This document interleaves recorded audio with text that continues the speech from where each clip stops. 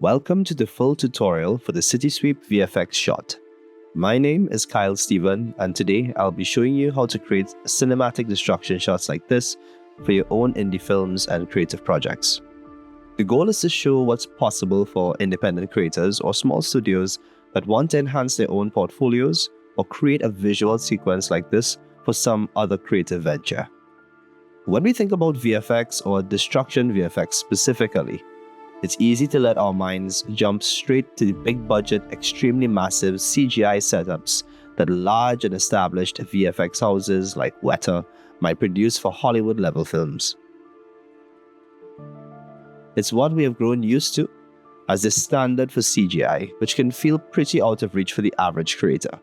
And it can feel even more disconnecting for aspiring artists and filmmakers that believe achieving looks like this for their own projects might be next to impossible.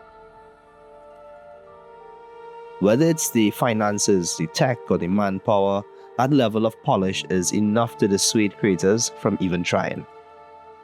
Thanks to tools like Pexels, Production Crate, After Effects, Premiere Pro, storytellers are able to craft custom worlds and showcase their post-production skills through a straightforward and time-tested process.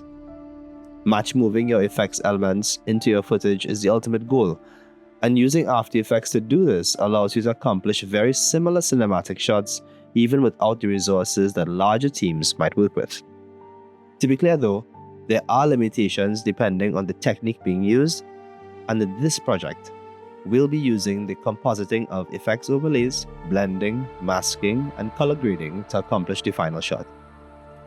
No simulations inside of After Effects will be used, so there'll be no need to worry about that at this level.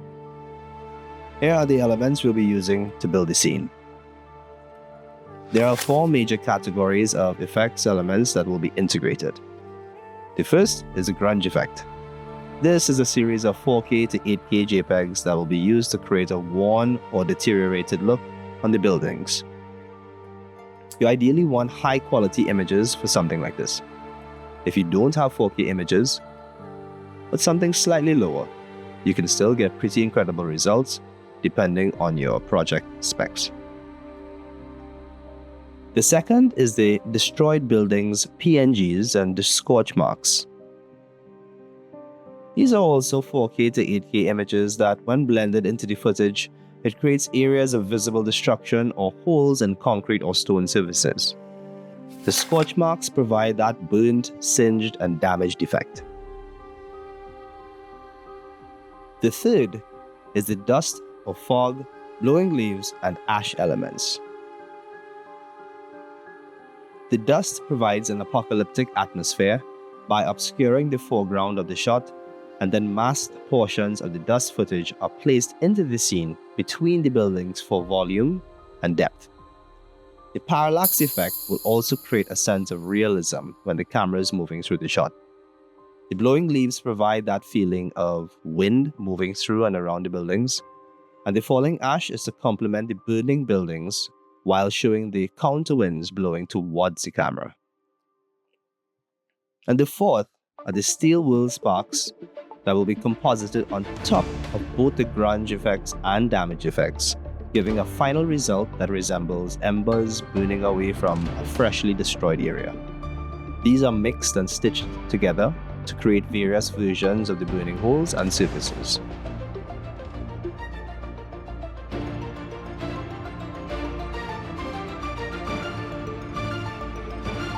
Breaking the elements down, the effects elements consist of JPEGs, PNGs, and MOVs. This will allow us to cut down the need for complex 3D simulations and helps us achieve far shorter render times than the alternatives. When planning your VFX shots, think about the most efficient way to accomplish it and not necessarily the most eccentric way to do it. When getting ready to create your VFX shot, you need to consider a number of things before beginning. Footage is not just footage where VFX is concerned, and contrary to popular belief, you cannot just fix everything in post. The reason for that is because all footage is different. The resolution, frame rate, color profile, the lens used, the lighting, and the motion all affect how an effect might need to be built and composited for a given shot. VFX shots work best with static or stationary, well-lit, clear and sharp footage. If your footage has too much movement, has bad lighting, or is blurry, you'll have a very difficult time trying to work with it on a technical level. If your shot requires camera movement, then the camera move must be smooth and seamless. This is typically done using a computerized rig, drone, or stabilizer when filming, which allows them to repeat the recording of the shot through multiple takes and repeat the movement of the camera perfectly smoothly every single time. All of this must be done to ensure they capture the best base plate as possible. The base plate or the base footage is just the actual raw original footage that all of the effects will eventually be built on top of. In most cases, the production company will capture their plates and work with the VFX department to ensure that it's done to protocol. But in other instances, when you're given footage that you had no hand in the production of, you may have the additional step of cleaning your plate, which just means removing any unwanted elements before beginning the compositing process. This can be background cars moving, planes, people, animals, or even signage that shouldn't be seen in the final shot. So if you can avoid this by ensuring your footage has no unwanted artifacts from the jump, then this will save you an extra step. In our shot, we'll be using this video from pexels.com that I think worked pretty well even with the camera move. The idea was to find footage that gave me lots of flat building surfaces to work with and was stable enough for me to composite multiple elements across the frame. Keeping scale in mind when planning your shot is extremely useful. When creating or using FX overlays like these, make sure to estimate the size of the effect against the area it's supposed to be used in. In order to make the effects feel natural when composited, the scale of the effects need to make sense. If the effect is too large, the disconnect will be very obvious. If the elements are too small, then you miss the mark completely. This is why testing becomes an important part of the process. When you find the right footage, it's good to inspect the footage at a granular level. Get familiar with the shot down to the pixels, because this is where our focus will be in the coming steps. With our footage downloaded, inspected, and ready for post-production, then we launch After Effects and import the file into the software. Once the file is imported, drag the video file to the Create Comp from Footage button and release. With the footage now housed in its own composition, go to Window, go down to the Tracker tab, and turn on the Tracker feature. On the right-hand side, you should see the Tracker window active. With the footage layer selected, select Track Camera. This will then begin the process of the 3D camera tracker analyzing the footage and identifying multiple high contrast trackable points. This part of the process can be a hit or miss depending on the type of footage you have. If you have easy to process footage that is either very stable, very high resolution, or has great clear high contrast points, then the tracking process should occur fairly quickly. The length of the shot will dictate how many frames might have to be processed. If your footage is unstable, has low visibility, or is blurry, After Effects may encounter several issues when processing the footage and may produce wonky results or stop the track as a whole. Once the track is complete and the track markers are identified, you can hover your mouse over any of the points and a red target circle will appear.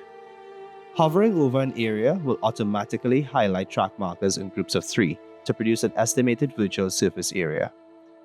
This just means that depending on the groups of track markers you select, the orientation, scale, and position of the red target circle indicates the direction that an element will face. Once you see a position and orientation that you like, simply right-click and select Add Solid and Camera. This will automatically add a colored solid square onto the area where the track markers were selected. Scale the square down to a manageable and visible size like this.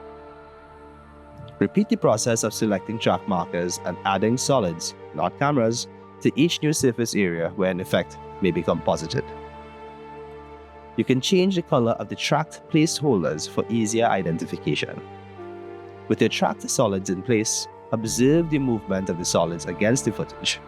If the solids stay with the footage and matches its movement, congrats, you just accomplished your very own rudimentary match move.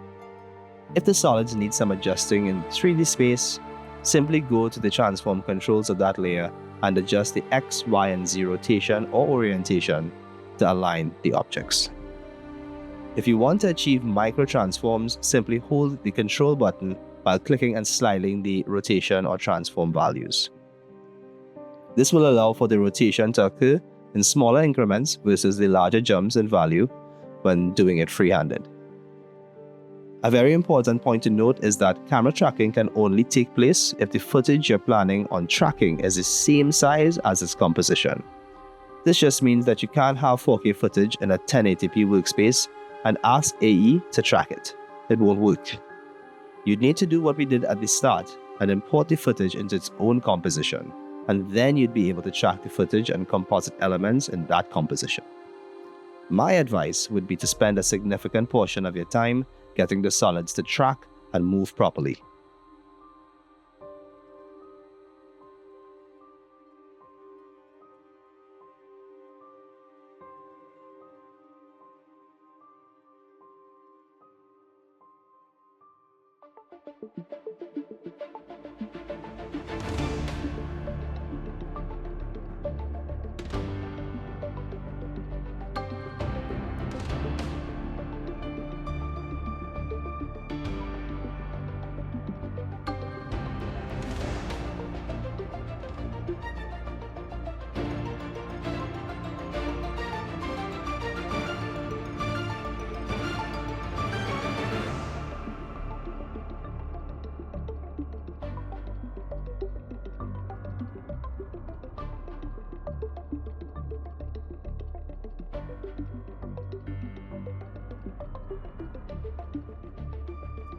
Once it feels right, you can start building out the texture of the affected buildings.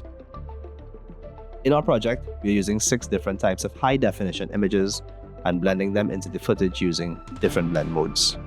The images are a mix of photographs that were captured and prepared for uses just like this, thanks to production grade.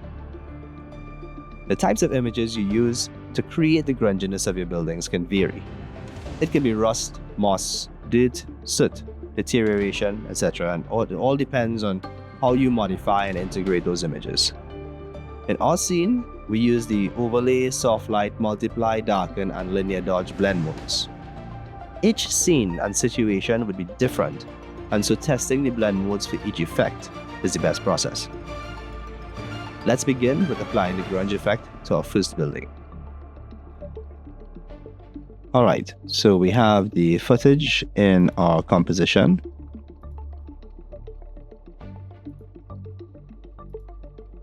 It's been tracked. And once we have our track solids in place, we can now go and apply the grunge to the very first building here. So we could take the others off or we can leave them on. Really depends on your preference, or if you prefer to be less distracted by either the colors or the presence of other assets or objects in the scene. But if you're fine with it, it's cool. Let's just go right into this here. So these pink solids here correspond with these 4 pink squares over here. So we're working with 1, 2, 3, and 4. And they correspond with this face of this building to the left. Now I'm going to go to my project and I'm simply going to look for my grunge. Now if you don't like the list view, I think I'm not sure. Can I change the way that this is? Probably not. Let's just click and let's look at the grunge that we're working with here. So I'm going to take something with a little more moss into it. I'm going to work with... yeah, I like this one. So we're going to grab our grunge texture. And what we could do is we could either simply just bring the object in and copy these coordinates here by pressing P on the keyboard to bring up the position of the XYZ coordinates and simply paste it onto the object. So we could do that. I'm gonna copy this. I'm gonna bring this in to maybe just above it. Make it a 3D object. Click the layer, P on the keyboard, select position, Control V. Now, what it's going to do is that it's going to place it directly onto the copied position. It's going to place it directly onto the same position where we copied the original position values from. What it is not going to do is that it's not going to adjust the orientation for us because we did not copy those values. So I could just I could manually change the orientation to match it.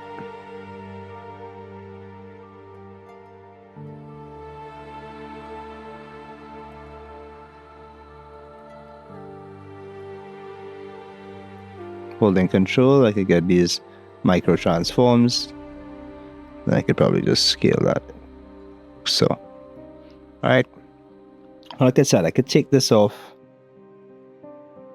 and work like that. Or I could undo all of that and I could simply say, I have my grunge texture, I have my track solid, I already know it works exactly where it is. I can just simply click and drag from inside of the project asset view. Holding Alt while holding the asset, I'm going to drag over the first solid and just let go directly on top of it. So this time it's placing it directly, it's replacing rather the pink solid with the actual asset that we're using directly into position and adjusting the orientation that we've spent a great deal of time adjusting already. So I could just scale this down like this. I could zoom in to take a look, and then I could change the orientation if I like, so that I have the moss growing on the sides. So I'm going to scale this up.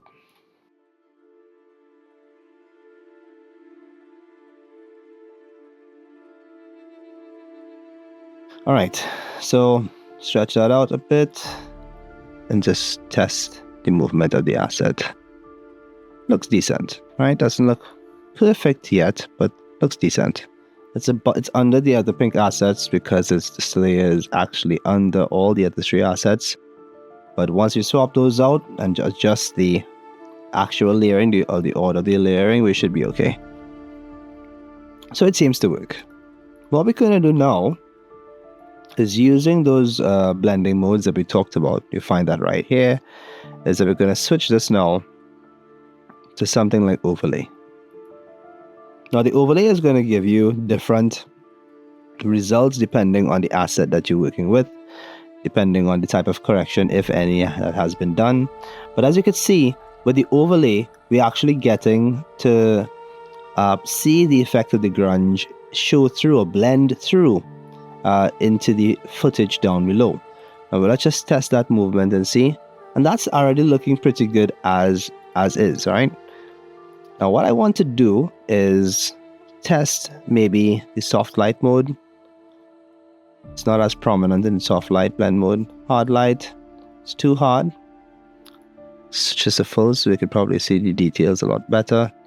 And then go back to overlay. All right, so this is what it looks like with the overlay. And I think the overlay looks best with this particular asset. What I'm going to do is that because it's already in place, I'm just going to duplicate this and slide this up. Just like that. Now, if you don't want to look things to look too repetitive, all we can simply do is rotate it on the Z 180 degrees and flip the entire image. So now this side is on that side and we get some variation there. Now I could do this one more time, selecting that second image. It's Control D and bring that down. And this time I'm going to scale it in. All right, I'll rotate it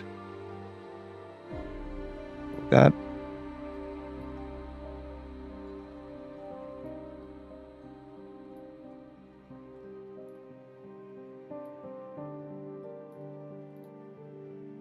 All right, let's change the blend mode, the soft light.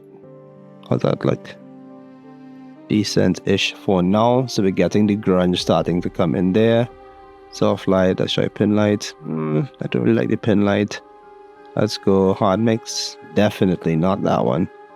Alright, so hard light, no. Soft light seems to be the best one so far. Okay, so that's working there for now with that side of the building. So we've just taken one asset and completely created a grunge surface to the left-hand side of the most forefront building, the building to the forefront. So let's run through this.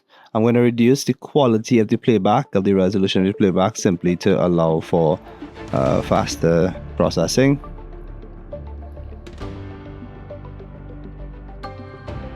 Play.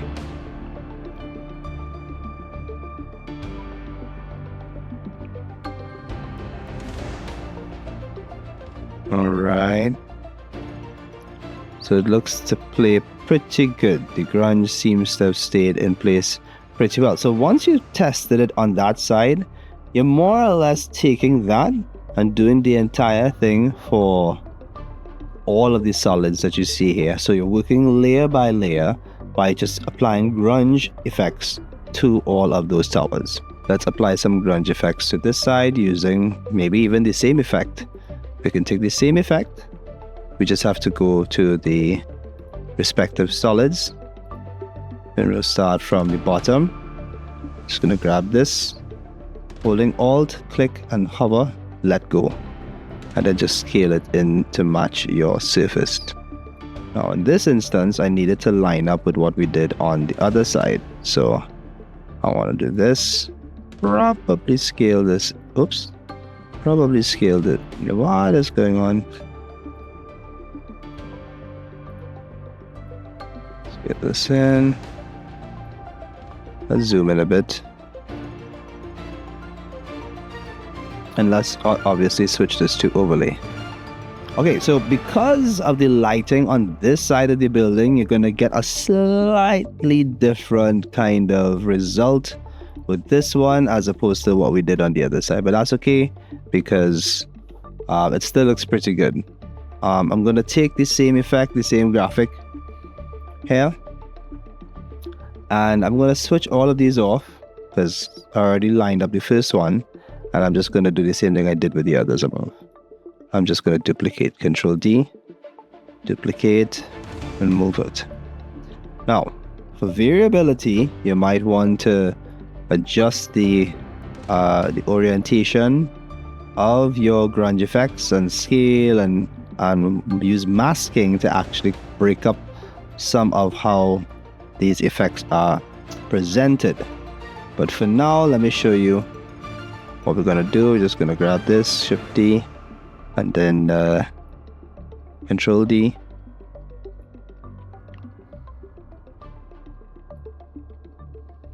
Okay. Alright. That looks pretty good. But for this one, we're going to go right click, transform, flip horizontal. Right. Bring that down. Okay. Don't worry, we're going to come in with a mask and do some magic thereafter. And we're going to put one more, Control D, slide that up, but this time we're going to make it large. Yeah, that's okay. It's going to go spill over the edges, but that's okay. We just want to do this. We want to line this up here, bring that down, and we have this sort of pattern. Now, for the first set of masking that we're going to do, what you want to do is take your layer. You want to make sure that you're selecting the correct layer that you want to work on.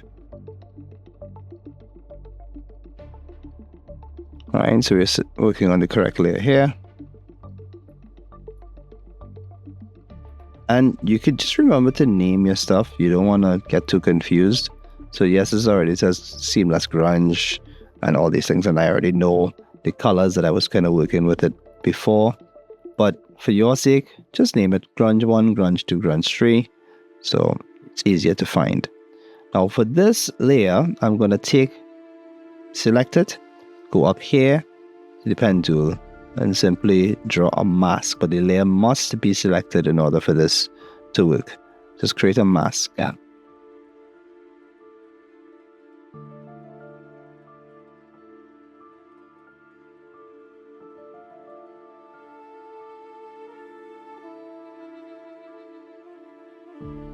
Doesn't need to go all the way down to the end of the frame because it's just where the asset starts and ends.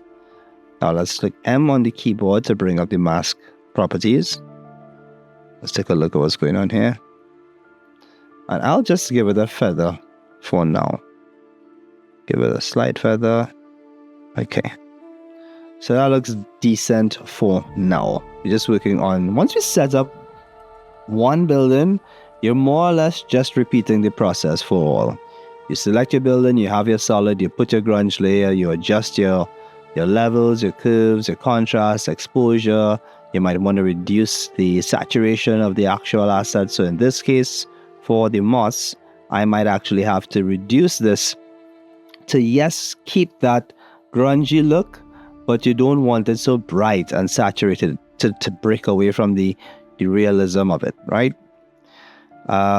So we use the mask there. I'm going to go down to this layer and I'm going to use the same pen tool. And I'm just going to create a masked area like that. Hit M to see the mask layer for that layer. F, bring up the feather and just gently feather it. Nothing too extreme. All right. So that's starting to come together there. Let's take a look at this layer. Now for this one, we could actually do something a little different. Let's rotate it. Scale it. S to scale. Scale it up. Slide it across. Just keep it on the axis. You don't want to move it free-handed. You want to keep this on the axis. And what we did just now with the pen tool, select the layer. Pen tool. Select. Crop. Crop. That's already masking it. Nice. Now if you don't want it sharp, if you don't want it like so sharp, Alt, when you hold Alt and you click a point, it turns it into a Bezier curve style handle, as opposed to just the harsh vector points.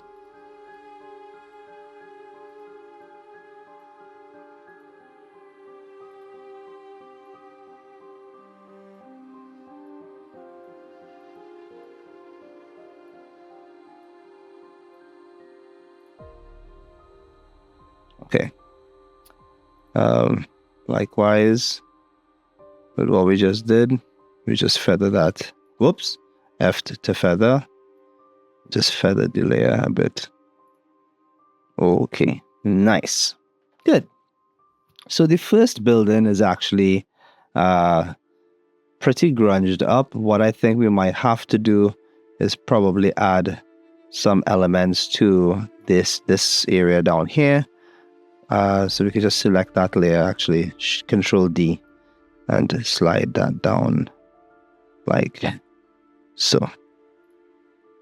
Okay.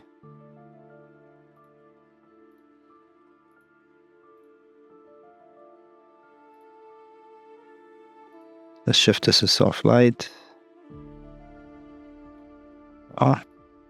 Multiply. Oh. Now, the reason why multiply would work here is because it's in the lower part of the building. So it's in the more like shadowed area, the more obscured part. So you might get away with using the multiply blend mode for some of the assets sometimes. But just be careful to monitor your lighting, the lighting of your shot, which will ultimately guide what you can or cannot get away with, right?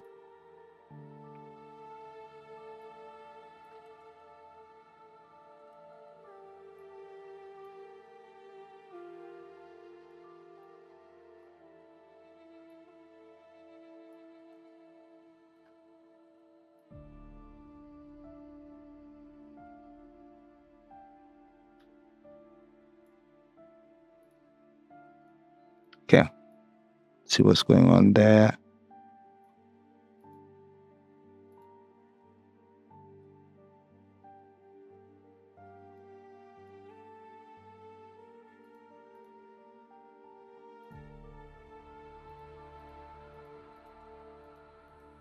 Right, so you see what's going on there. There's some overlap. So in a case like that, there are two ways that we could treat that. We could mask it, or we can key it. So I would try to do it the neatest way, which is like probably just to key it. Masking it might not always give you the results that you want. So what I'll do is I take that layer and I just go position, P for position, or you could just do the drop down arrow, open transform control, and key your position and your orientation. Once you've done that, you can just go to the end of the timeline, or at least where it's last visible, and make your adjustment like so.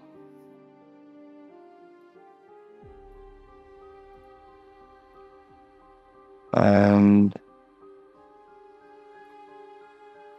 let's just double check that.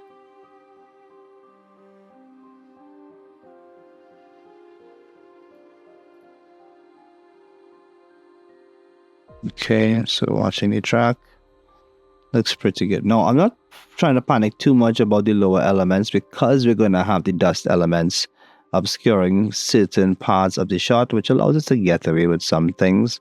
Not everything, just enough.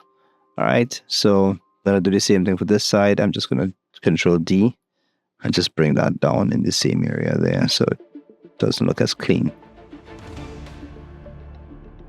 Okay. So we've got the grunge layer in. We're using the overlay mode for the most part, apart from the multiply mode that we would have used on the lower parts. Once you're satisfied with the composite and the blending feels right, you're ready to move on to the other layers of effects. There's no specific order for you to layer these effects in, but the order should make sense. The grunge of the building should ideally rest at the bottom of that stack.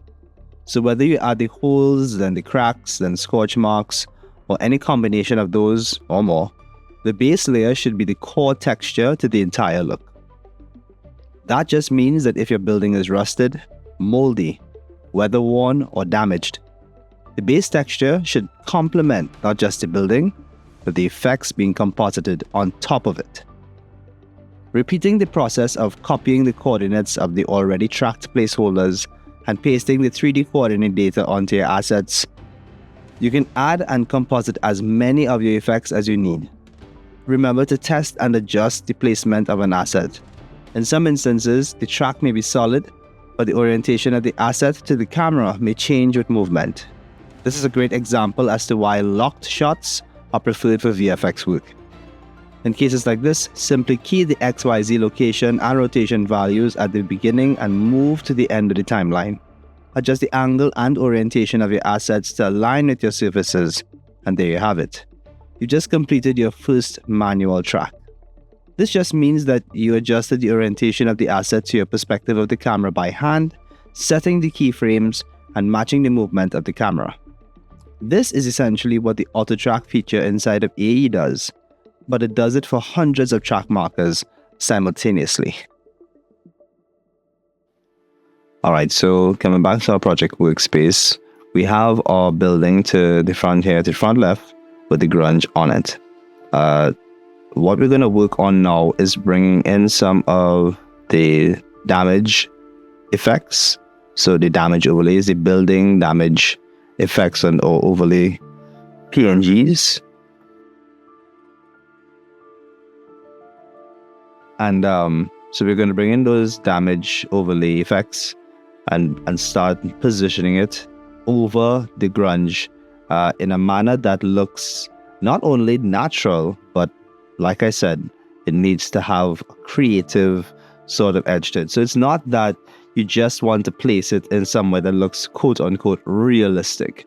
But in part of your role as a VFX artist is to help bolster the story that is being told. So it's part of the storytelling toolkit. It's part of the storytelling arsenal, and what you design or how you design something or how you position assets and how you craft an overall polished look is ultimately going to communicate something that you may or may not intend.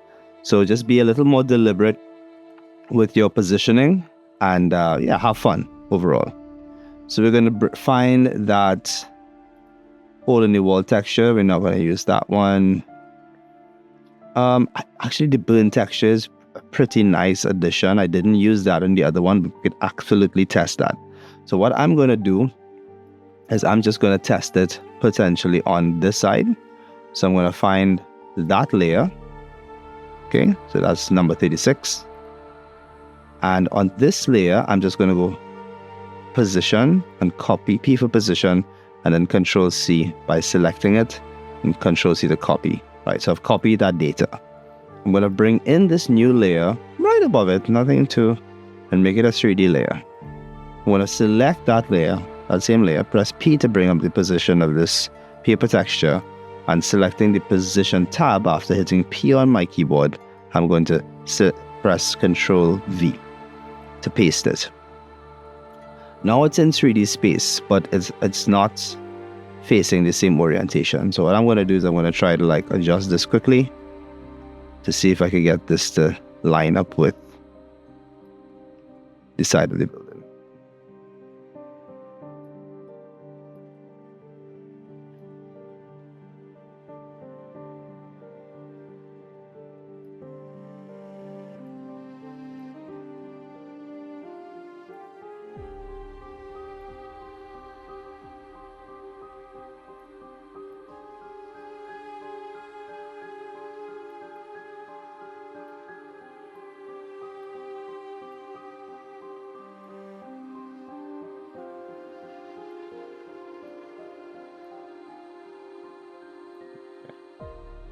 So that's overlay. What do we get? Soft light. Now it's creating a nice fractured sort of look, or grunge look, but I think it's just still a little too heavy. Oh, that's nice. Didn't try this one before. So I don't mind taking a piece of this. I don't need the entire effect. I just need a fraction of it, a portion to show through. And I think I want that right there. I'll show you what I mean. I'm just going to mask. Just...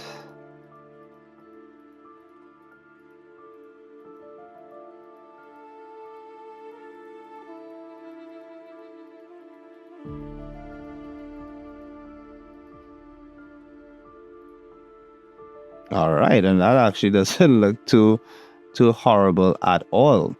Now the track should work, so the movement should be okay, as in the match move should be all right. It looks decent. There's some slight parallax going on there, so I'm gonna fix that for sure. Okay, just send that back into the space. Okay. Let's take a look at what's going on here.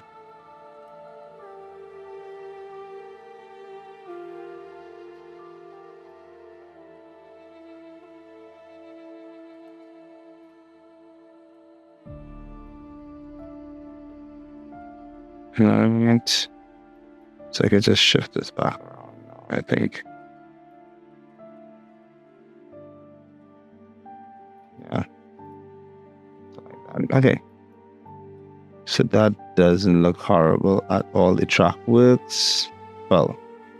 Alright, so in a case like this, if I notice that it's probably still has some sliding going on, I could either just adjust it. I could go on and try to adjust it manually, which may not work.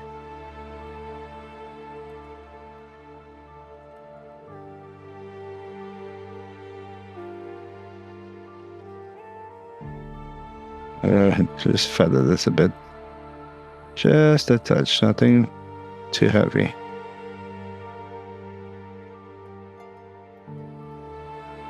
Okay, that's still too heavy. Okay, does that work? Okay, so it looks good. I want to keep this on the edge. So all I'm gonna do is just do a manual key for this also. That's fine, because I didn't do this effect in the other one. So I'm just gonna key those and just move it right up until can't go anywhere. See what's going on. Boom. So now it should stay in position with the move of the camera. Now that's just one layer, that's just one effect. And there's so much more that can be done. And you're doing this level of planning, and it's a level of detail-oriented organization. You need to organize your effects in a way that, and layering it in a way that it visibly would make sense. So that looks, let's try multiply. Okay, so multiply gives us like a more darker hole, kind of something going on there. Let's try color blend, but too dark. Overlay gives us that kind of cracked grunge effect. So this also, so you could actually get several results when doing it this way, especially when you're playing with blending and masking and whatnot. So I like this. This looks pretty decent for now. Let's take a look at the actual building.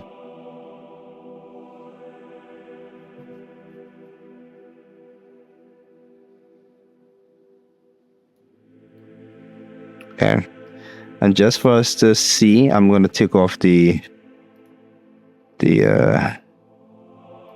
atmospheric dust.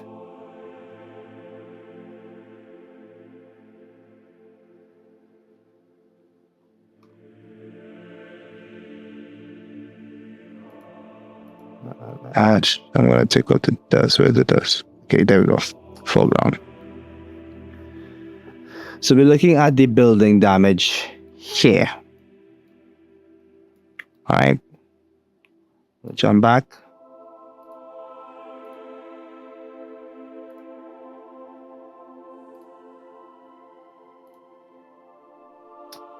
And let's bring in one of the other effects so that we could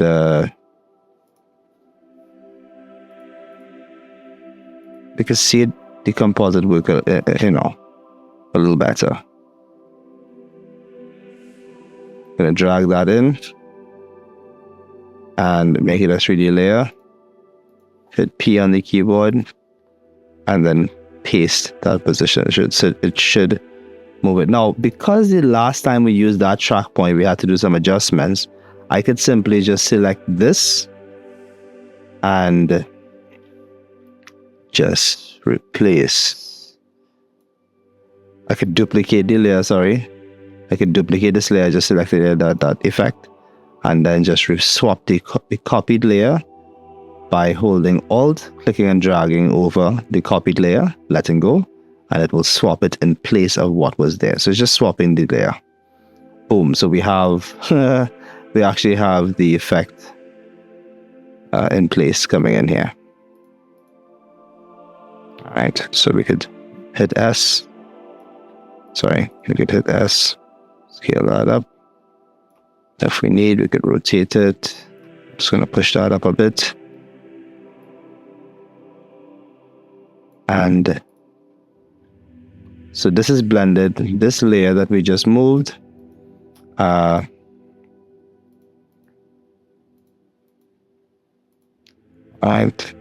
is set to overlay blend mode.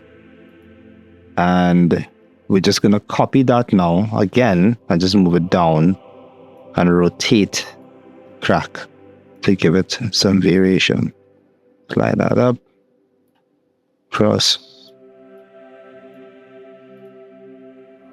Right, so the idea is that you want to adjust the cracks, you want to adjust the damage assets in a way that looks natural but interesting. So again, you don't want a repetition like this. You definitely don't want to be doing this too much. You don't want to repeat the way that a pattern might show up. So I'm going to just hit transform, flip horizontal, flip it that way.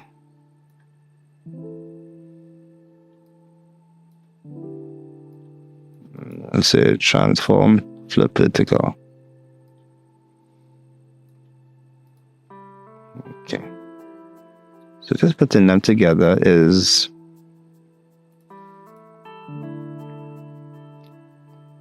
it's creating a whole new effect onto itself. So the building has already started to take on a very damaged look. Gonna take the same effect again, duplicate that, slide that down, but this time I'm gonna scale it up. So you can scale this up or down depending on what type of damage you're trying to accomplish on your building. In this case, I'm showcasing that a significant portion of the building got broken away. And that looks pretty decent so far. I'm going to take this layer here, this moss layer, and duplicate it. And the reason why I'm duplicating it is because I'm just using the coordinates so I could swap out another texture on top of it, because this is a duplicate. I've used this one before already, but right below it. So I'm just going to swap that out. So I'm going to find the damage that I need.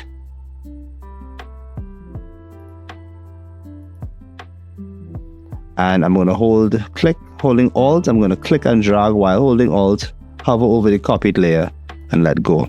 There it is. And I'm immediately just going to scale that up right there.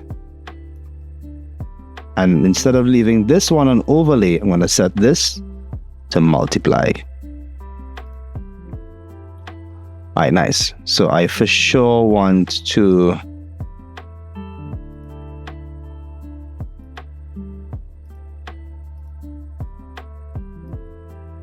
bring this up, let the darks overlap, and create a sense of depth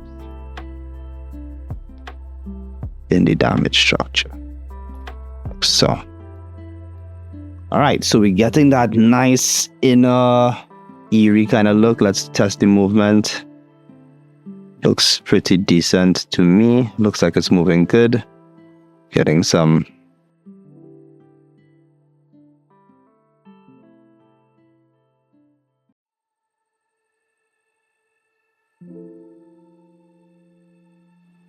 all right, so looks like we are cooking so far. Now, I'm actually not liking what the paper texture did on this side of the building. So I'm just going to go back to find the paper texture and adjust that a bit. So I'm just going to take away the mask stuff and adjust those mask points so that it doesn't bleed over on the edge so much. That harsh bleed, I think, is taking away from the look. It's breaking the immersion a bit. Yes, you can have the edges broken away, but I don't want such heavy variation right now. And so that makes a little more sense. I definitely want to adjust down here. I think this may have taken on too much of an exaggerated appearance. Right. Okay, so nice. So this is actually taking on a way bigger this looks way more destroyed. It's taking on a way more destructive appearance than what I initially built. But so far so good. So as you see, what we have already set up is that we have our grunge layers. All right. And then we have our destruction effects layers. So all of these are the destruction effects, and all of these are the grunge layers. Well, not all, but you get it. So we have the grunge below, and we have the destruction effects layered right on top. Now, color coding these things will come in handy because it helps you remember what's where. So for my grunge, I'm just going to put all the grunge. Just going to go here and set that, right click, green, or you can just click it, I think. And then for the structured damage, the damage effects, I'm going to set that to red. So even the transform controls, the outlines, turn to the color that you set the boxes to. So when you select green, you know that's your moss effects, that's your grunge effects to the building. And when you select your reds, you know it's the damage effects for that side. So naming it, coloring it will go a long way. Let's do some work on this side of the building, on the side that's facing the light. And I'm just going to select that layer that's already tracked. So we already have this tracked in place. And all I need to do is duplicate it, because again, we're using the copies, coordinate data, the position data, and copying that, Control C. And we're going to find the damage that we need, like that, holding Alt, click, and drag it into place. Hover over it and let go. And tool swap. There it is. I'm going to rotate that on the surface and scale it up large. Now, very similar to what we did on the other side, the blend mode is currently set in as overlay, because the layer that we copied just below it was also set to overlay. But overlay is not giving us the finish that we want. It's too bright, it's muddying the colors, there's a lot of exposure going on. And what we need to do is set this to multiply. So now the whole is actually looking like it's revealing an inner part of the building. Scale is important, so please just adjust your scale accordingly. Let it make sense. Right? And then I might just duplicate that one more time, send that down, scale it down, rotate it a bit. Let's try. And it's about testing the results. You're not going to find something that is a one-size-fits-all for every VFX shot. You have to test to see what makes sense. So transform, flip, horizontal. Okay. Okay. So that's not horrible at all. Cool.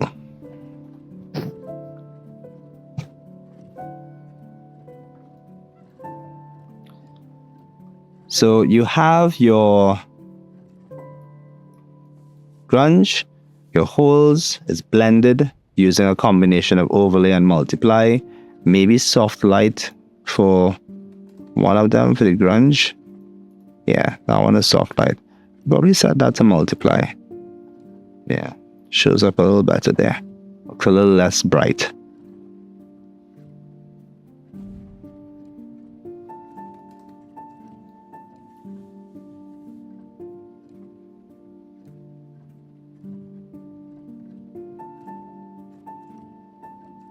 Good.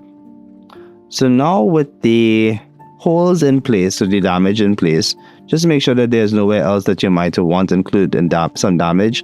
There's one other type of crack structure I would like to include. So this is the crack I want to include. I'm just going to select this layer right here, which is this. We'll duplicate it. And I'm just going to Alt-click, drag, and let go on the copied layer. And that's a crack layer here. And as I did just now, I'm changing it from overlay blend mode to multiply. And then I'm going to scale that up so we can see it much better.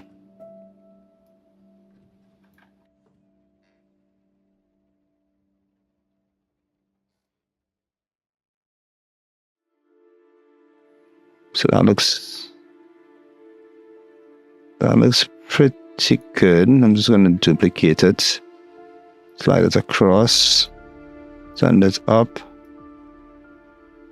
rotate. Okay. So that's looking good. And I'm going to take this same crack damage asset, the same one, but I'm going to come on this side, take the layer just highlighted, duplicate it, click Alt, click drag, let go, and change it. Well, it's already set to multiply. Thank God, just make sure it's set to multiply. Make it scale that up.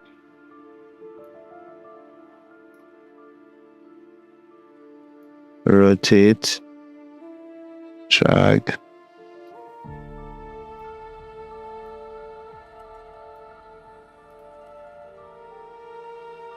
Right. And so damage, oops. So this one is clearly not sitting in place and it's too far. So we're going to send that back a bit and send that across, send that back, send it across. Let's see if that fits. Oh, it's taking on the properties of the layer that I had before, which had a keyed animation. So let's see what's going on there. Okay, so it's sliding. Orientation was still keyed. So make sure none of the keys are keyed and adjust the asset. One more time.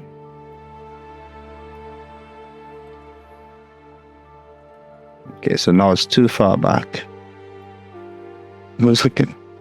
Pull it forward.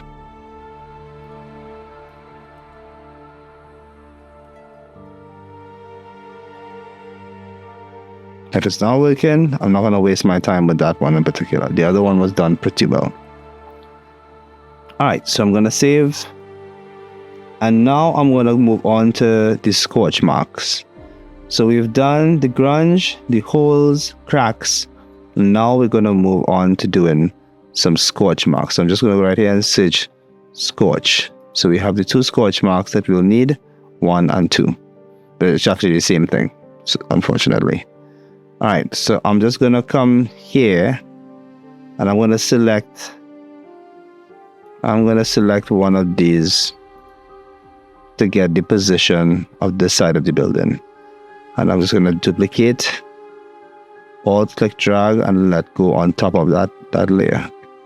So now we should have the grunge, the soot layer here, the scorch layer. What I'm going to do with this one is I'm going to drag this to the top of the building and then rotate. Time.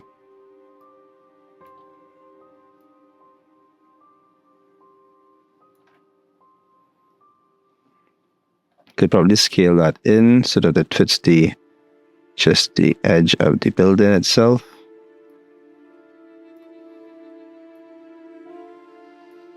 Okay.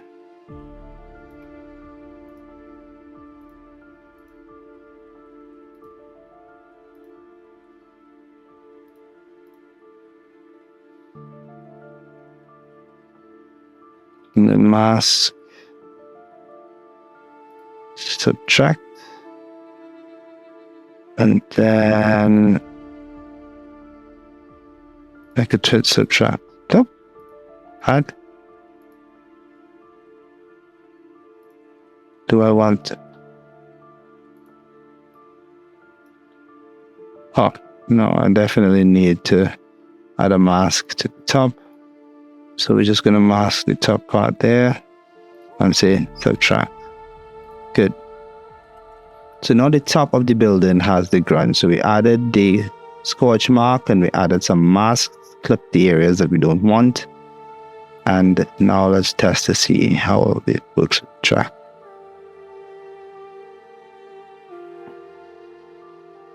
And it's looking pretty good.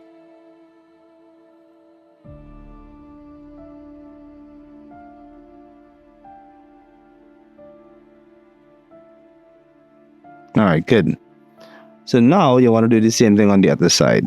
You just want to get a nice clean position data. Then you want to just duplicate the layer, sorry. This is the layer. Duplicate that. And then just drag select onto that. Alt select, sorry. Alt drag, sorry. Alt drag onto the new layer to swap it. We just put this there. Now once you position it over there, all I need to do is come in with your pen and just clip this in the areas.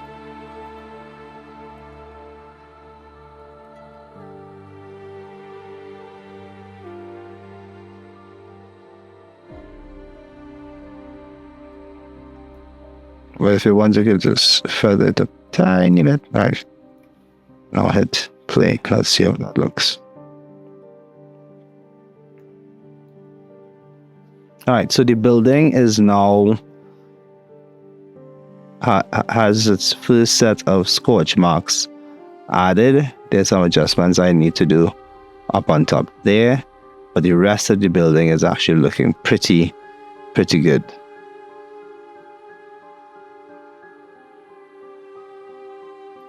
I am going to go through this here. I'm going to use this texture that we're seeing up here on this portion of the building, this face of the building, this three panel, this set of three windows that are extending on this lip on the outside. So now I'm just going to go to 3D track camera, the footage, sorry, 3D tracker camera, and let's add a solid. Let's adjust that solid using the X, Y, and Z axis. Rotate. Let's scale it down to fit the surface area as best as we can. Right there. That's pretty good. Now let's test the movement. So it's not horrible, but we're seeing some slide. So definitely need to do some adjustments.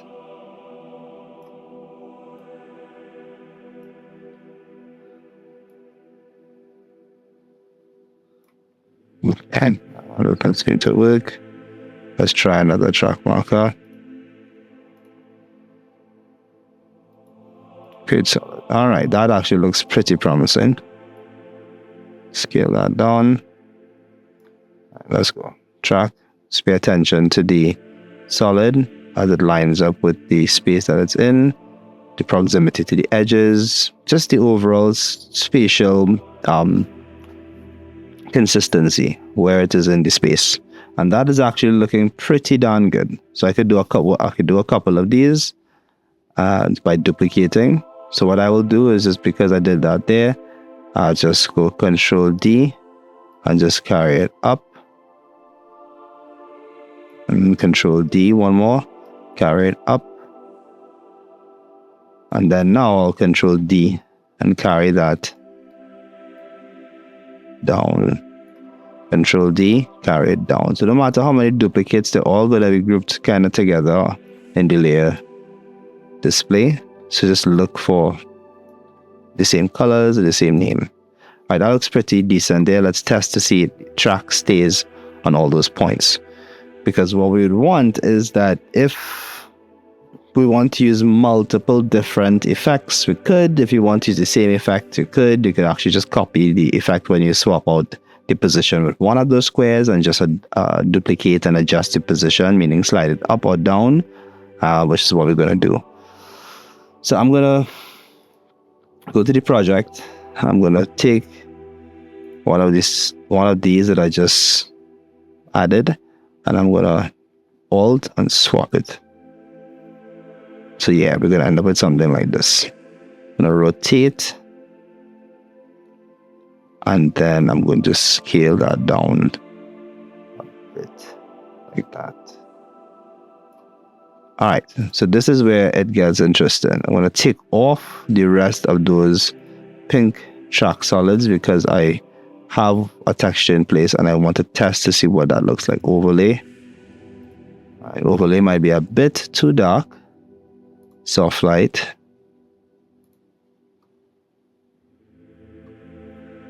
Multiply, too dark. Let's go add. No. Color dodge. It's adding grunge, but it's too light. Classic color. Linear dodge. Darker color. Let me see the darker color. So darker color could potentially work by adding a sort of a rust finish to the paint. So we could just take that, rotate that like that. And then I'll just say, starting from the top, I just go Control D, bring that down. Control D, bring it down and transform, slip horizontal. Control D, bring it down, transform, flip horizontal. Control D, bring it down. So it's subtle, it's very subtle, but it's there. The effect is ultimately there. Let me set that to full so we could appreciate seeing the effect properly rendered.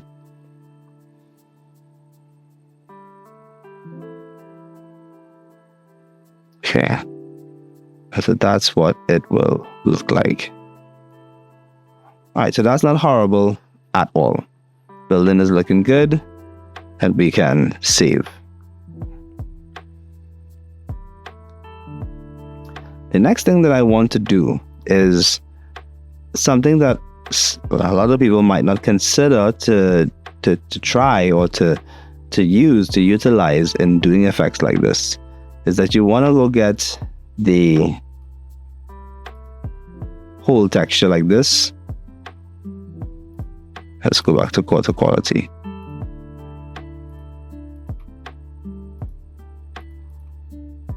Let's see if we get the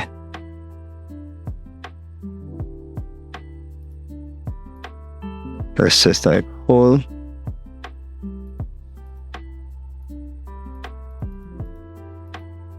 So this one here. Alright, so I'm going to take this hole, but what I'm going to do, actually even before that, right, let's take this one.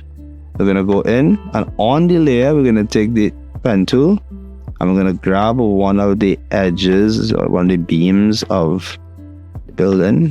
We're going to just come in like this.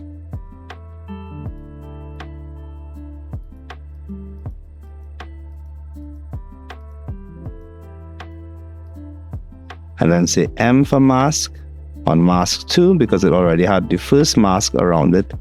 And then just say subtract. What that is going to do is make it look like parts of the building it's still jutting out, like parts of the metal bars and stuff like that. And you could do the same thing on the other side. So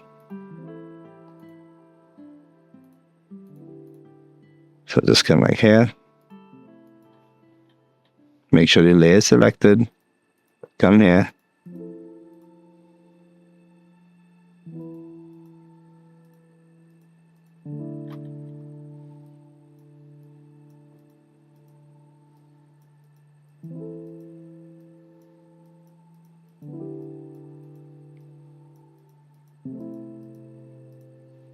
Let's go. Subtract. And so you're starting to create this sort of a aesthetic. It just look like, yes, the building is damaged, but it's not just a big hole that you composited. You're now masking those elements around it to integrate those effects in a much more immersive and realistic and believable type of way. So once again, right here.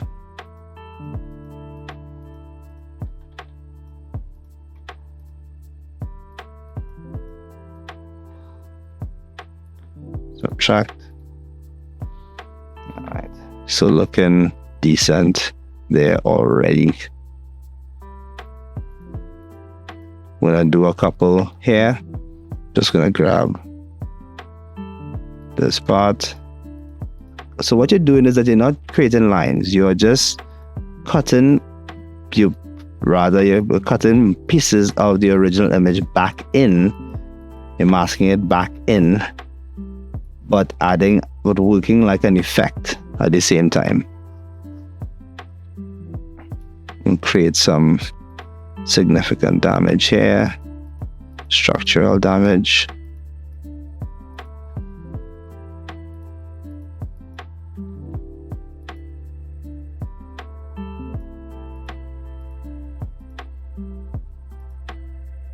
Subtract.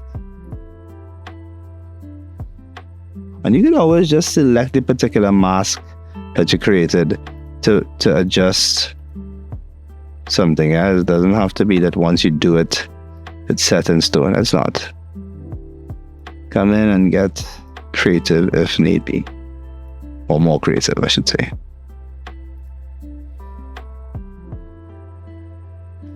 Alright.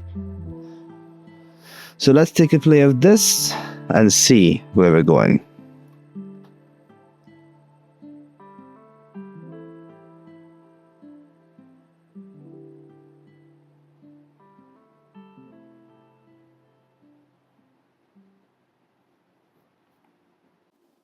So we're going to do a couple more of these on the left-hand side on this face of the building. We're going to restore or build out some of the bent building infrastructure by using the mask on that same layer. So if this layer is the effect, simply going to take the pen tool, come into the section that we want to manipulate, and then we're going to say mask, subtract. Okay, so that looks pretty okay. Could probably add like a piece there. Bring this in.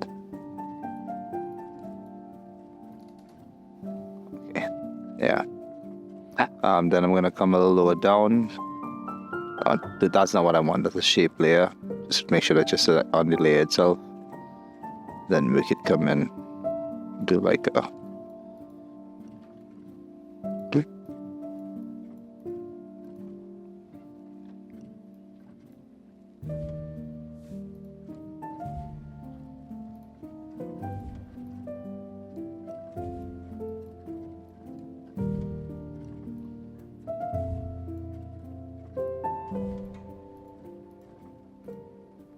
we're going to just make sure this is also set to subtract.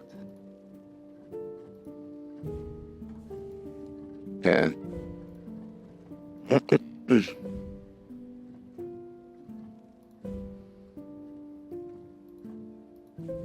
Although this one is kind of in a lower section, so probably could just select this. Mask path. Move it up into an area like that where it's more visible. Alright, good. So I don't want the windows to appear in that section, so I'm just gonna go in for that point, adjust these a bit. And you could play with the masks as necessary. I'm just adjusting it to suit my version of the damage effects. So just playing with the points here.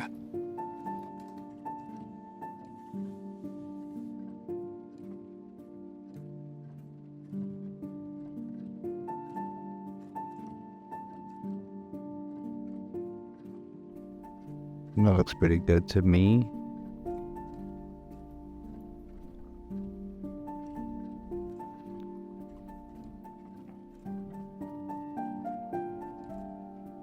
Alright, and the bottom part, gonna do something similar. There we go, that's all here. So we can turn these two back on and work on this one. Just gonna do the same effect.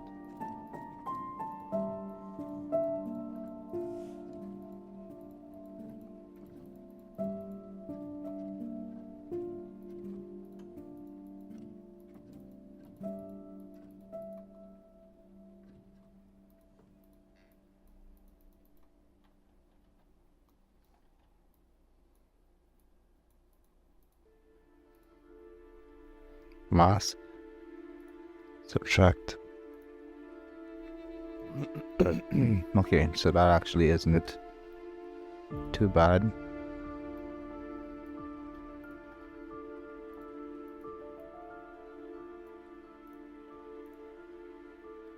Okay. So once you're satisfied with the damage layer of your effects, so you've done your grunge, you've done your damage, you've added some soot. Oh, I see some artifacts up in the air. Let's get that adjusted.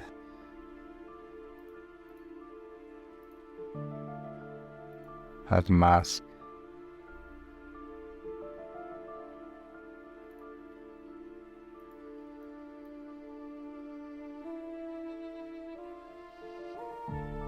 That mask could actually delete, you know.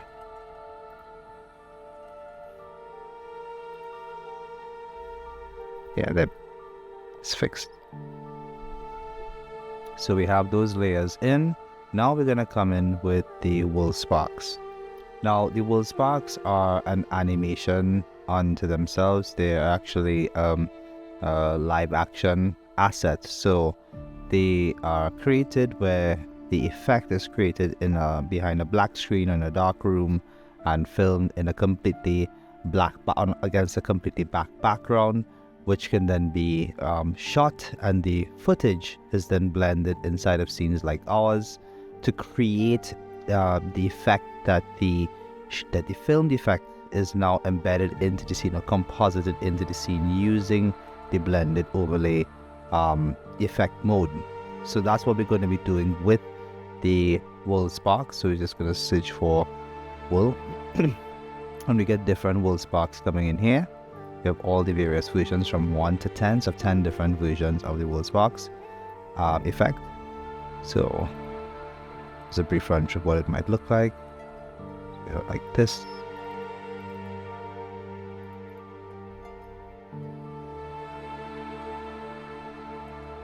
Okay, let's check number 4. I may not have used all, but the ones that I brought in here, we are gonna, attempt to use. This one I know number 4 is one that I will use for sure to get that burning up or down effect, because in the main version we saw the burning effect moving slowly against the edges on the inside, and I made some copies to make it look like multiple passes of or multiple layers of elements were burning simultaneously. So let's just jump right back in and bring one in against this side. We're going to start with the side that's facing on this side, right side. So I'm going to find the coordinates. So just find like an effect there. So that was okay. Okay, I'm going to use that effect, those coordinates for this one. So I'm going to use the coordinates of this particular effect here, this whole effect, because this one is actually tracked pretty good. It's match moving pretty good. I'm going to just duplicate it, and I can name it quickly just so that I can find it back quickly. Just call it hold, and then I'm going to find the effect I want, which is matte 4. And then just alt click, drag, and drop it onto the hold layer, which should give us the effect on this layer. So now, before we blend anything, this is it actually playing in the scene, which is actually kind of interesting. So I want to bring it above all these other effects. Okay, that looks pretty good. So this is where the layer order comes in handy. Once the new effect that you bring in is in front of all the other layers that you've done so far, it's going to show up, or it's supposed to show up above all of those layers. Let me just make sure.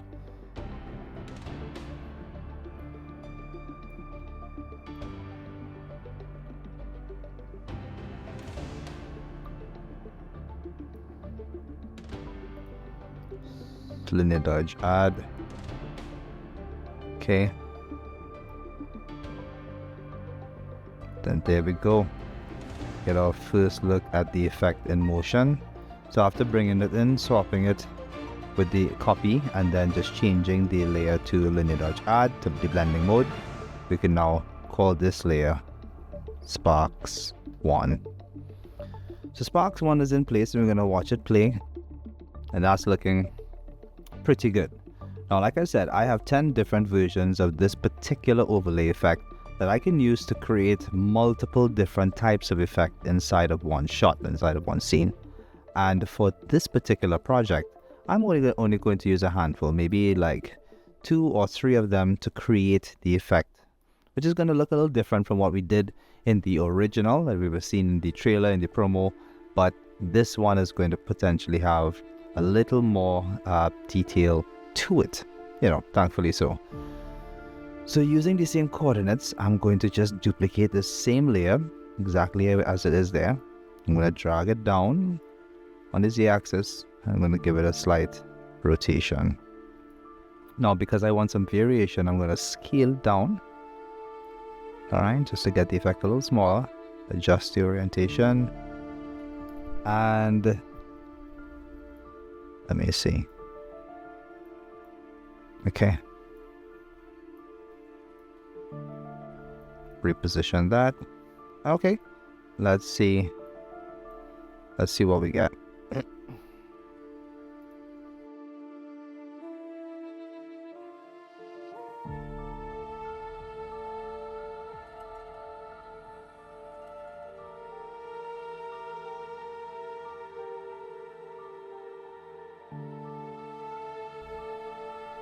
All right. So that is actually tracking pretty nicely, moving with the camera. It's giving a nice little parallax effect. It looks like it's burning on both the inside parts are burning on the inside, on the outside. So we're getting a nice combination. Now, if you don't want the effects to play at the same time, you just need to offset when the other one will start. So I'm just going to do like this. So we get the burn to start there. This one will come up after.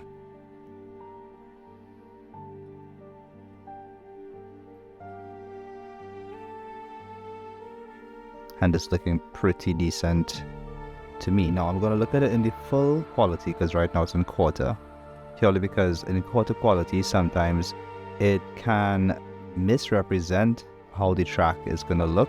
So just make sure to do a test in the full quality from moment to moment, from time to time, so you get a feel of what it's going to look and move like. Alright, I'm going to save. Save is gonna be crucial to everything that you do. Okay.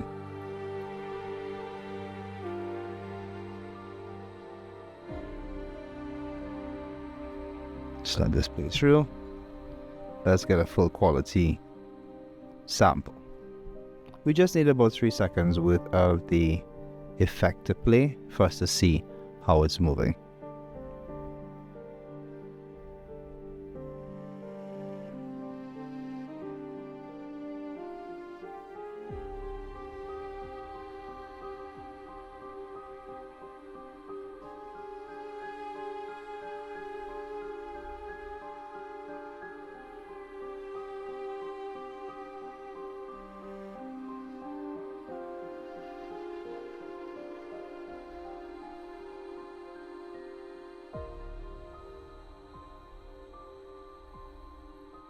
Got 2 seconds ramp reviewed, cached.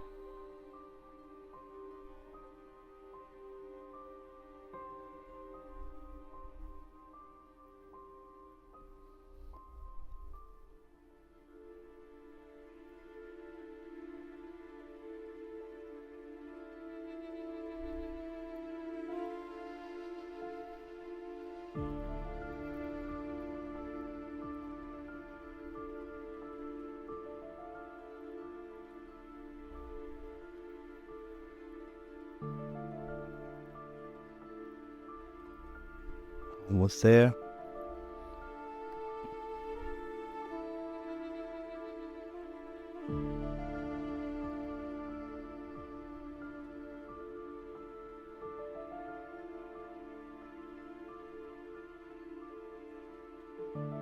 Okay, so let's take a look. And that is actually looking pretty good just from this little sample here. Now the idea is that we need to composite enough of the effects and variation of them in order for it to truly look good. So I'm just going to duplicate the same layer, or I'm actually going to go for a different part on this side. Find that layer. Yeah, copy this, duplicate that. I'm going to take Steel Wool Spark 6, Alt click drag, composite, and switch this to linear dodge. Okay, good. So we have the effect here. Slide that effect up a bit. Let's put this into this part. It's going to burn different because it's a different it's a footage file completely. So even though they're going to burn in similar color, the patterns and how you layer the way that the patterns are burning in their respective layers is what's going to create that. It's an amalgamation. It's a literal composite of different layers working together to create one cohesive but very interesting effect. So that's actually looking pretty darn nice.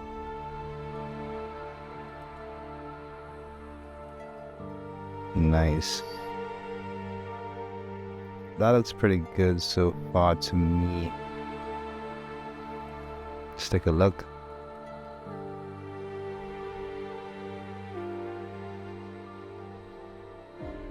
Alright, so I might actually shrink that a bit. I think the scale is a bit off. It's burning a little too liberally. Alright, let's run that back again.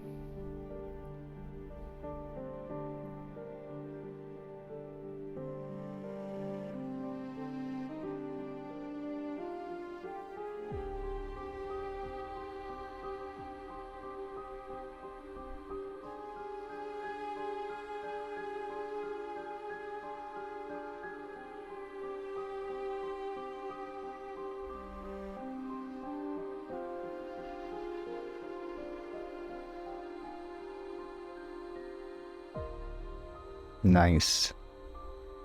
So it seems to look pretty good. It's giving us a nice effect. Just going to scrub through that a couple of times.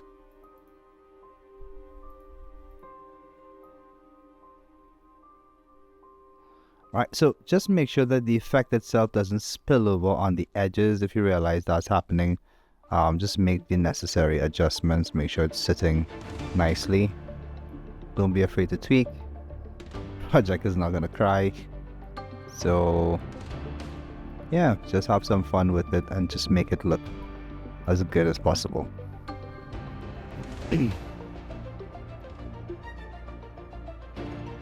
Alright, nice. Nice. Keeping in perfect. Give me a nice little fizzle out. Good job. Giving it that burnt effect on the edge there. Looking pretty decent in my opinion. So that's 3 of those effects working together there. And we already have a very nice composite. Now I could probably change the blend mode for the different ones. So this one could probably go to something like classic color. Maybe even lighten. This one, no. Sparks 2 can go to something like lighter color, maybe. I mean, it's not going to see a huge variation, it's not going to be a huge jump, but the difference in blending modes can really break the monotony between an effect that you have duplicated.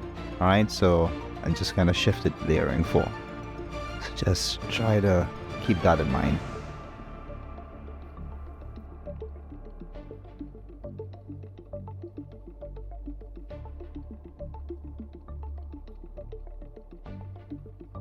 Decent.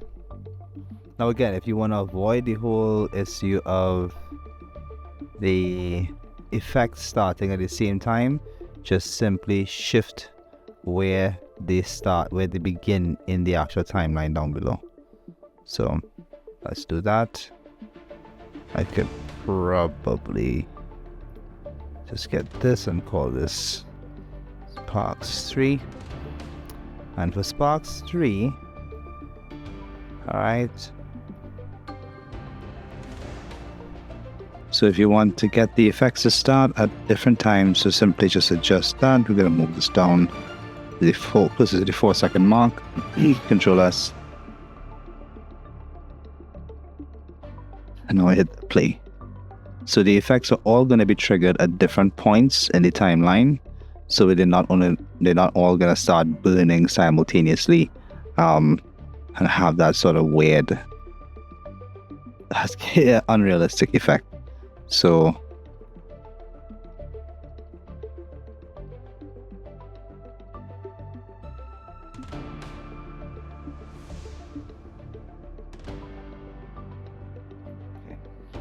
just do it like that.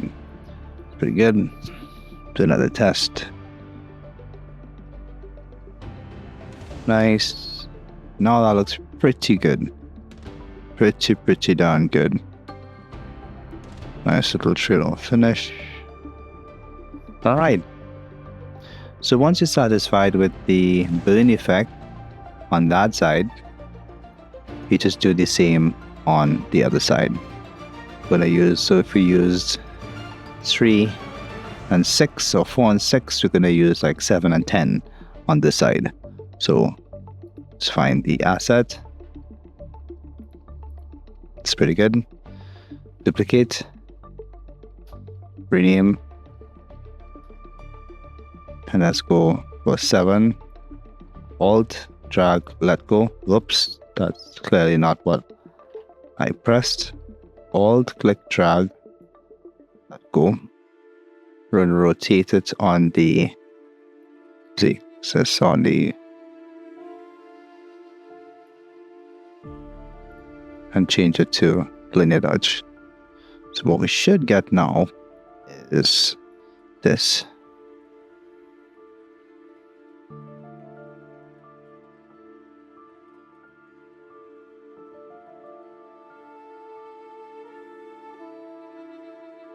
Alright, that actually looks pretty good as is, but we could do some very minor adjustments to potentially the layering. See, right, get that above, and so we shifted it above all of the other elements to be just in line with Sparks 1 and 2. And I could just RAM preview that.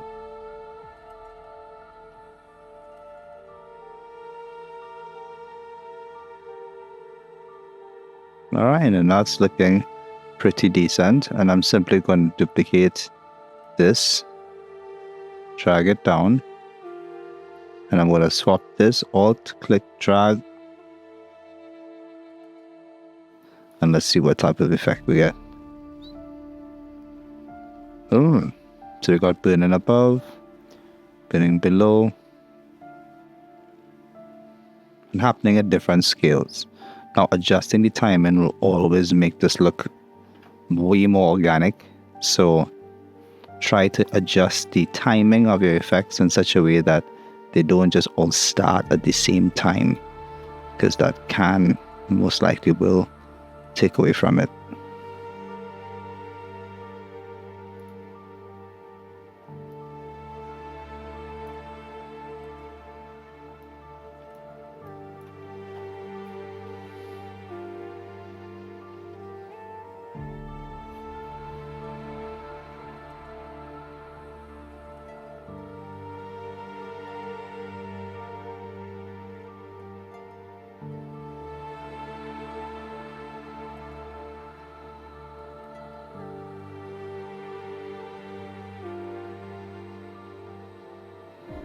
I'm looking kind of okay with that. Now, if you find like the effect is appearing a bit flat in terms of the orientation, simply just go to the transform controls and let's adjust the orientation here slightly. Not too wildly where you're shifting it off point, but you're shifting it on the axis there, and you're just moving the view in the cam up. Just move it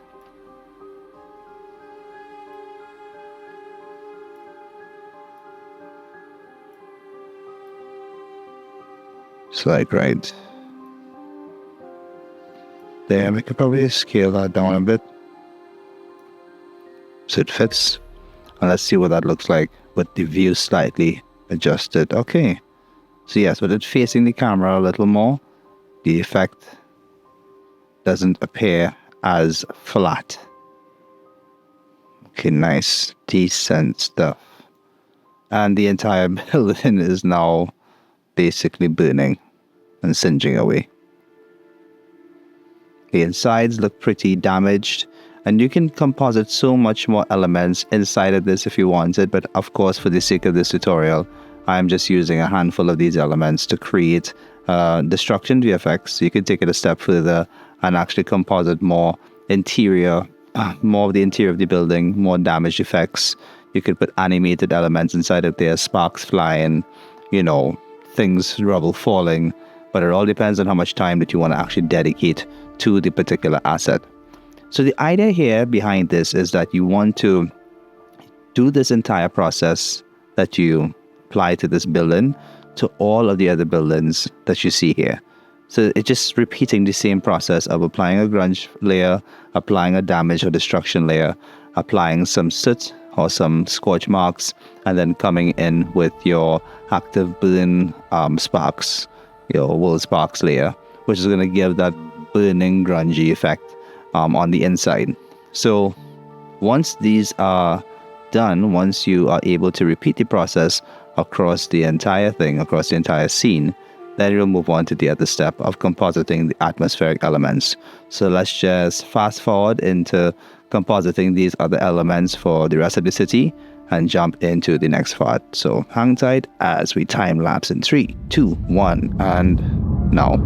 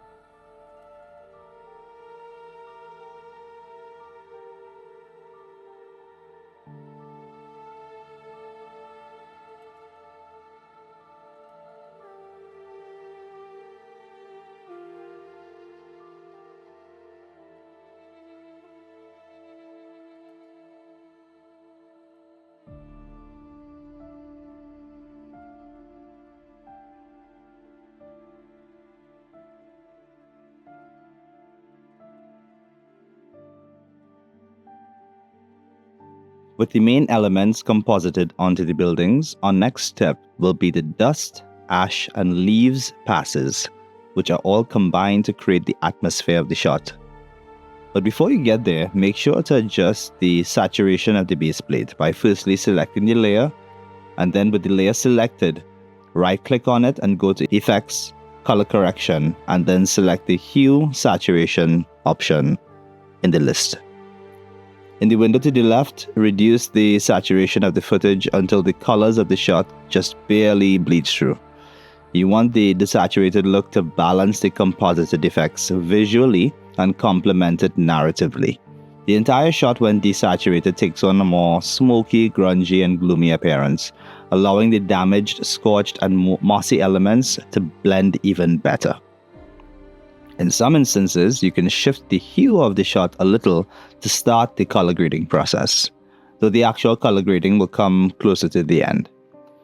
Once these steps are done, the atmosphere is created by layering the dust footage elements over various parts of the city. Using the mask tool, you're able to craft various shapes from the footage, creating a collection of clouds that not only adds to the sense of depth, but also acts as a cover to unwanted areas in your shot.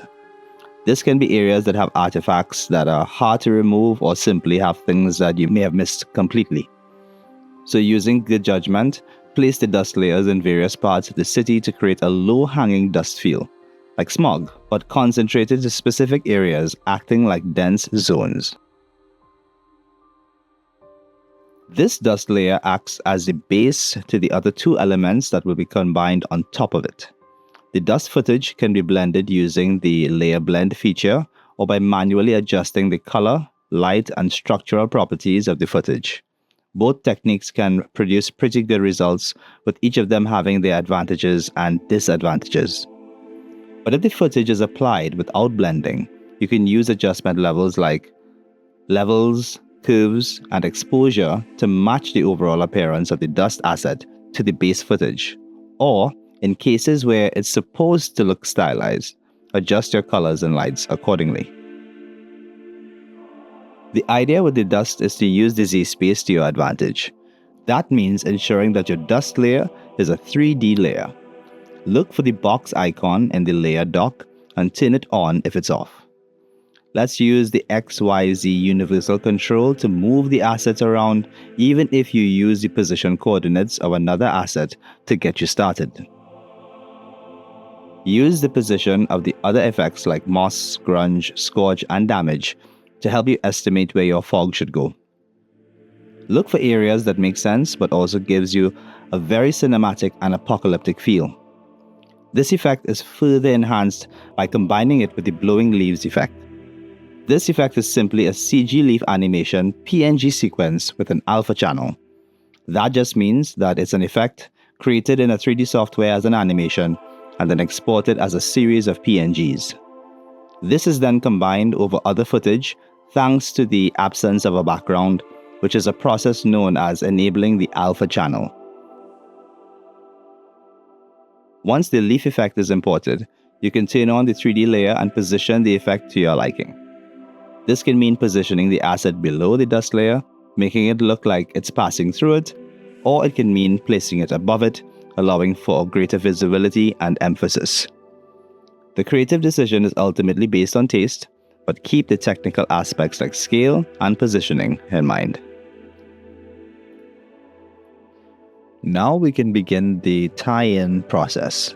That just means we can begin to tweak the properties of the shot from the individual assets to more generalized and sweeping tweaks like the temperature, exposure, and sharpness. Remember, the idea with the VFX, especially composited effects, is that the footage and the effects must align in terms of everything visual. So the lighting, the colors, and even the grain of the footage needs to be imitated across your assets.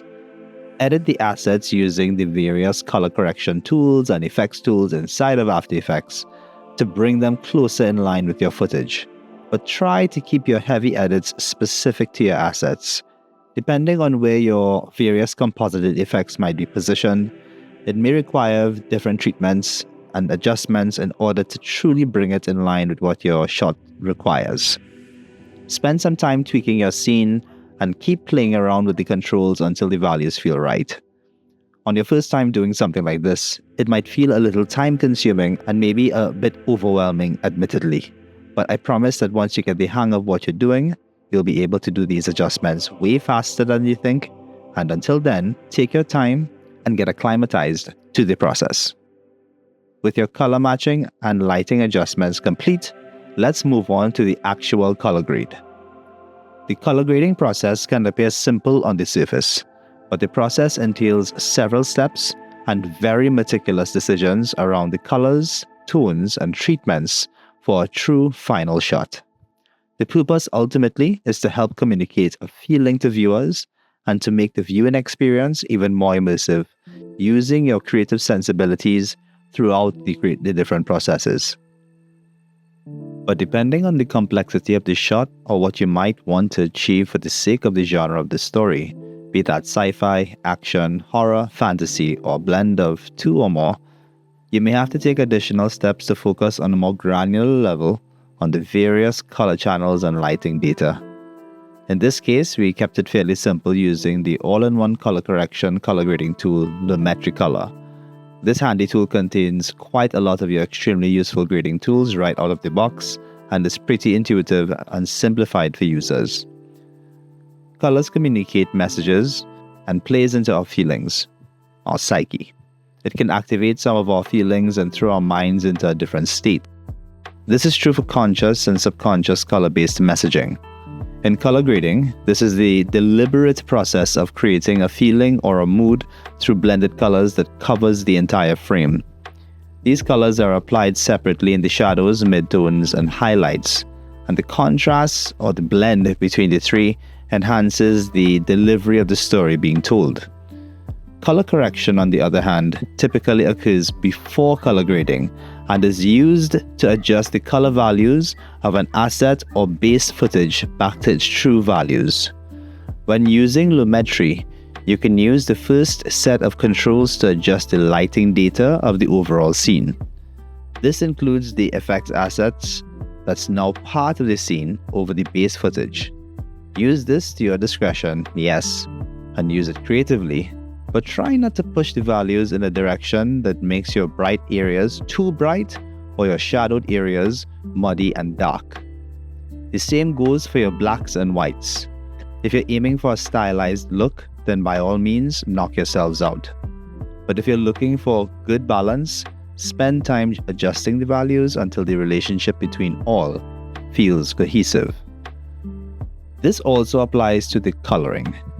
Whether applying your color via curves, levels, the color wheel, or any of the other tools, it's important to remember that unless stylization is the goal, the amount of color used should complement your footage and bolster the story, making the emotions feel real and have a consistent coloring scheme across all of your shots.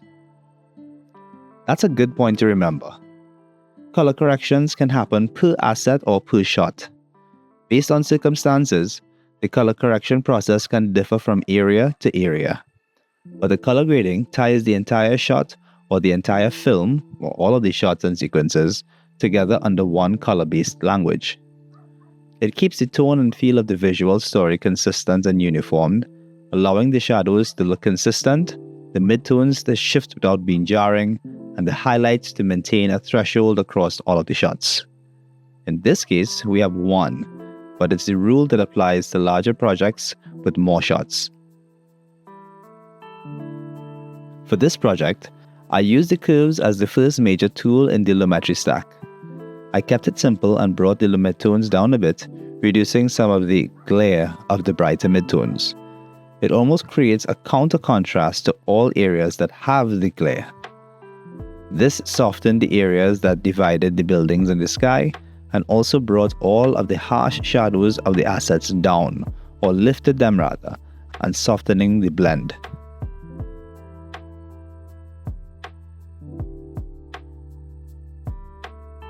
Then I went down to the color wheel and used these settings.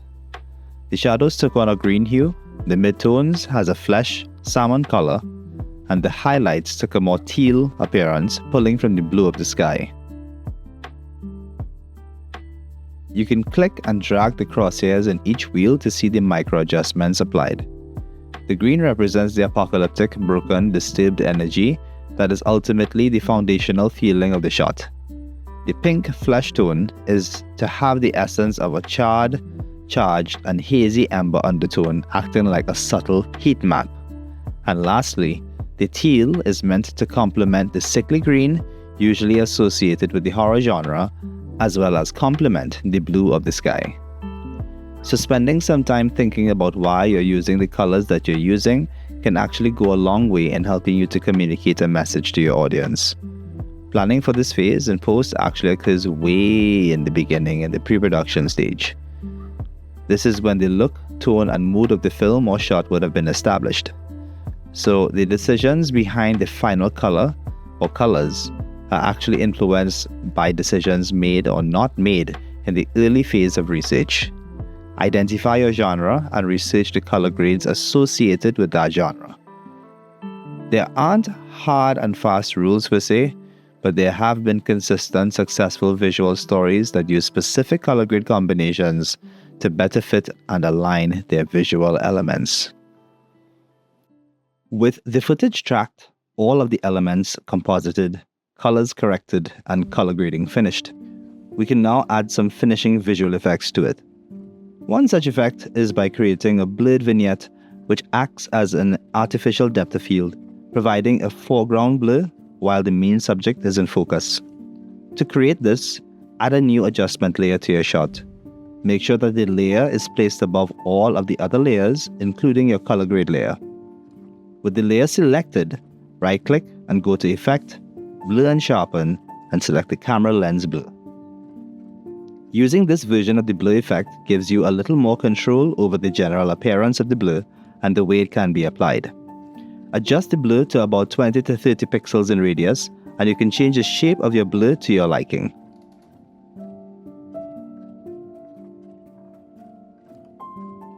With the blur in place, take your pen tool and create a mask to the very center of your shot.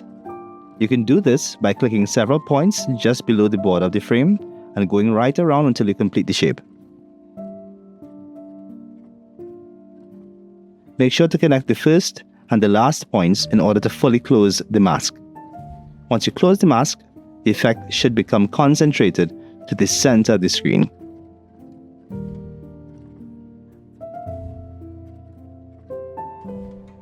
To flip this around, simply make sure that the blur layer is selected and press M on the keyboard. This will bring up the mask properties of the layer.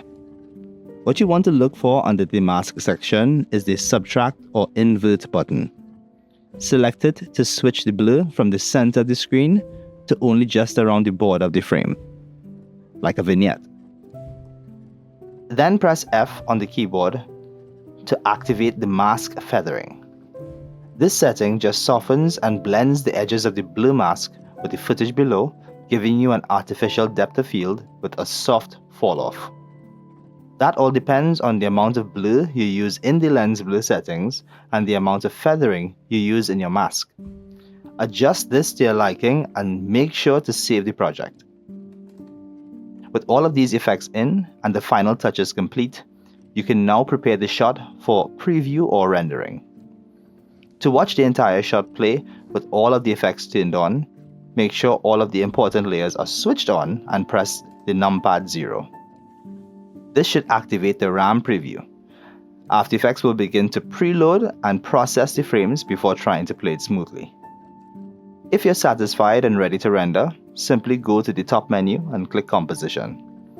Then you can select the option to render directly inside of After Effects or render using the Adobe Media Encoder. Both options have their advantages, but for this project, we'll use a simple output preset. Click Render using Adobe Media Encoder, and it should launch the application shortly after.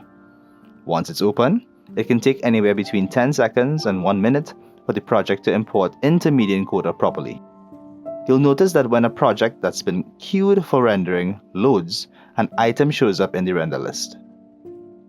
Click the Match Source button to bring up the expanded render settings. Here, you can change the format to your liking, but for this project, we'll be using the widely accepted H.264 format. For this preset, select Match Source Adaptive High Bitrate and select Output Name so that you can choose where you want the rendered file and give it a name. In this instance, we just need to export the visuals only, so make sure to deselect the audio and caption checkboxes just below. Only turn on the video export settings. Go down and make sure that your video resolution and your frame rate is correct, followed by turning Render at Maximum Depth on.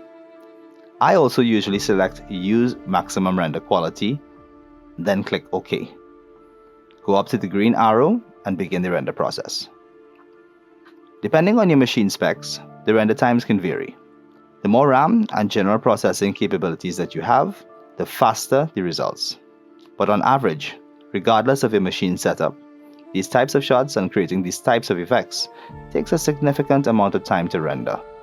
Optimizing your renders will be saved for another class, but it's one way to shave off the overall render time.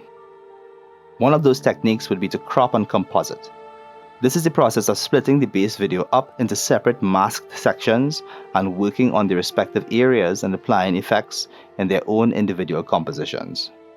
Once the effects are all built, you can render each composition as a PNG sequence and reassemble all of the parts into one main composition, giving you the final shot. With your render complete, you can take it into Premiere Pro for further editing, like giving it titles, credits, and of course, the sound. In my next walkthrough, I'll be showing you how I use Premiere Pro, Production Crate, and other resources to build my own sound designs for my projects. Working on an indie budget means getting creative and understanding how to achieve the looks and sounds of big budget production houses, even without the resources to actually do it. Fine-tuning your work so that you can get the most mileage out of it, and taking your time to craft the sound elements with just as much care and creativity as the visuals will 100% elevate your VFX work and make your ideas feel way more immersive. Look out for the next part of this process where we discuss the audio elements. Just as a disclaimer, I am not an audio engineer, producer, or anything like that in the sound department. What I am though is familiar with what things are supposed to look and sound like. And knowing how to get those sounds, assemble and edit sound effects, music, and audio textures gives me and my projects a significant advantage over relying on tracks and sounds that are built for something else. If budget is your burden, then this is something that will absolutely benefit you. In the meantime, when you create your effect shot, don't be afraid to throw some music over it and give it even more energy. Just remember to have fun with it. I just want to say thanks for taking the time to watch this entire walkthrough. If you've made it to the end, you're a real champ because you've managed to do what most won't. So congratulations. Like I mentioned, this is just the first part to my post-production demonstrations using After Effects and Premiere Pro. We've completed the visuals and now we move on to the sound. If you found this tutorial helpful, why not subscribe so that you don't miss the next part? Because in 2026, there's going to be a lot more like these coming way more frequently. Part of the Digital Academy's initiative for the new year is to roll out a series of key post-production technique demonstrations with the aim of empowering budding independent filmmakers and VFX artists with the tools to create within constraints. It's a struggle that nearly all creatives are familiar with, and we'll be showing you our way of doing it. I'll be looking out for you in the next part. Thanks a million for your time, guys, and remember, in everything, stay focused, stay consistent, and remember to follow your compass. And as the year comes to a close, season's greetings, Merry Christmas, and a Happy New Year to you all. Till next time. Thanks, guys.